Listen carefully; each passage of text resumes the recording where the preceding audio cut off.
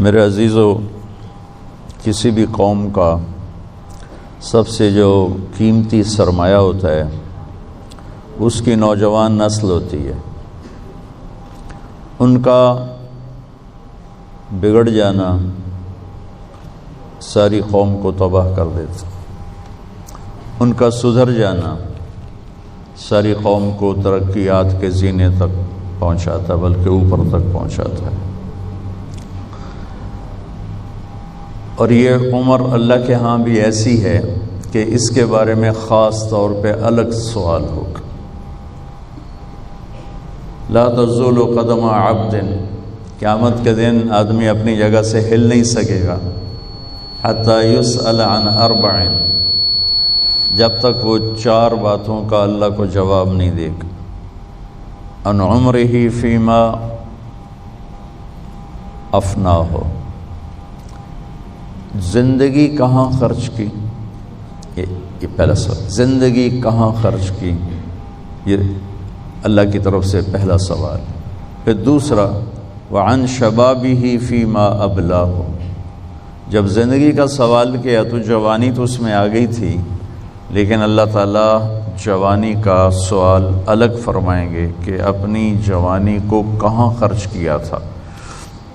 تو زندگی کا یہ حصہ ہم گزار چکے ہیں، آپ لوگ اب شروع کر رہے ہیں، اور اس کے بارے میں خاص سوال ہے۔ پھر عن مالہ من أين اکتسبہ وفیما انفقہ، مال کے بارے میں 2 سوال ہیں، کمایا کہاں سے تھا، خرچ کہاں کیا تھا۔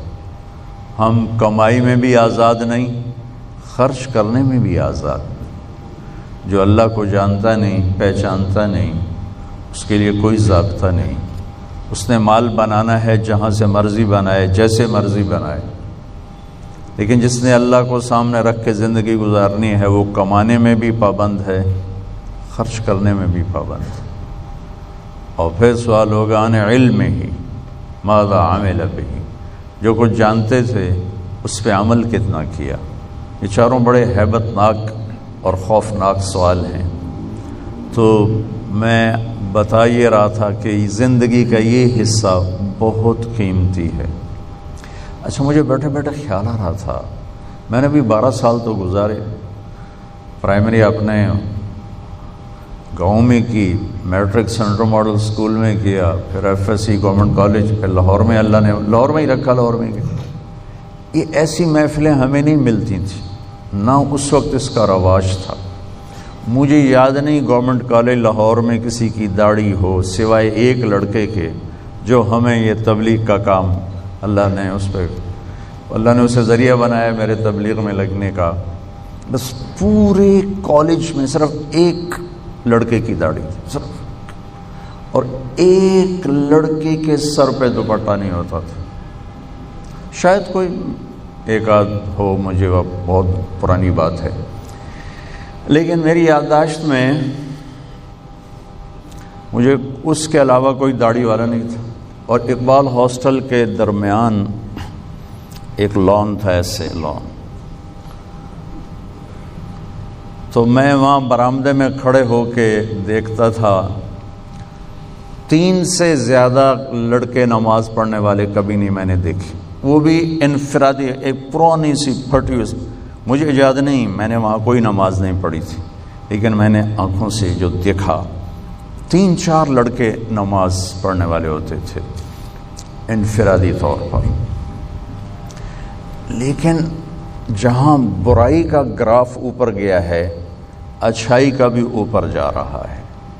میں ابھی کینیڈا سے آ رہا ہوں، وہاں بھی بچوں نے کانفرنس کی تھی اسلامک، 15,000 اسٹوڈنٹس آئے ہوئے تھے ان کے اس کانفرنس، 15,000، اور آپ تو مفت بیٹھے ہو۔